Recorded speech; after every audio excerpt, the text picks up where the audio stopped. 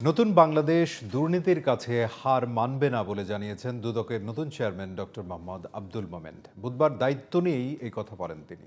এছাড়া আগামী 7 দিনের মধ্যে নতুন কমিশনের 3 সদস্য সম্পদের হিসাব দেবেন বলেও জানান তিনি। বিস্তারিত জানাচ্ছেন জান্নাতুল ফেরদৌসী।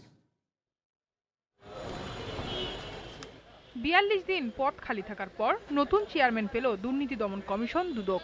বুধবার বিকেল 3:30টায় যোগ দেন সদ্য নিযুক্ত ডক্টর মোহাম্মদ আব্দুল মোমেন। একই সময়ে যোগ দেন নতুন কমিশনার ও অবসরপ্রাপ্ত জেলা ও দায়রা জজ মিয়া মোহাম্মদ আলী আকবর আজিজি। শুরুতেই তারা কুশল বিনিময় করেন কর্মকর্তা কর্মচারীদের সঙ্গে। পরে সাংবাদিকদের সঙ্গে মত বিনিময়ে নতুন চেয়ারম্যান জানান 7 দিনের মধ্যে নিজ নিজ সম্পদের হিসাব দেবেন তারা। আমরা আগামী 7 দিনের মধ্যে আমাদের স্থাবর অস্থাবর যা আছে আপনারা পেয়ে যাবেন।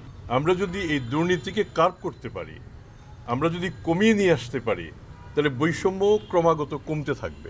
ডক্টর মোমেন বলেন, জনপ্রত্যাশিত বিষয়গুলো গুরুত্ব দিয়ে কাজ শুরু করবে নতুন কমিশন। যেসব বিষয়ে বড় ধরনের দুর্নীতি হয়েছে, যেসব বিষয়ে রাষ্ট্র বিশেষভাবে ক্ষতিগ্রস্ত হয়েছে এবং যারা এই কাজগুলি করেছেন তারা যাতে শেষ পর্যন্ত ছাড় না পান, আমরা চেষ্টা করব সেই কাজটা যাতে আমরা সঠিকভাবে, ন্যায়পরায়ণভাবে, যথাযথ তদন্তের মাধ্যমে সমাপ্ত করতে পারি।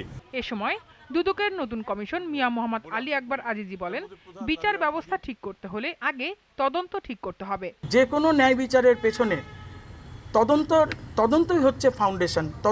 তদন্তটা যদি নিরপেক্ষ হয়, নিশ্চয়ই ন্যায় বিচার প্রতিষ্ঠিত হবে। মঙ্গলবার দুদকের চেয়ারম্যান ও 2 কমিশনারকে নিয়োগ দেয় সরকার।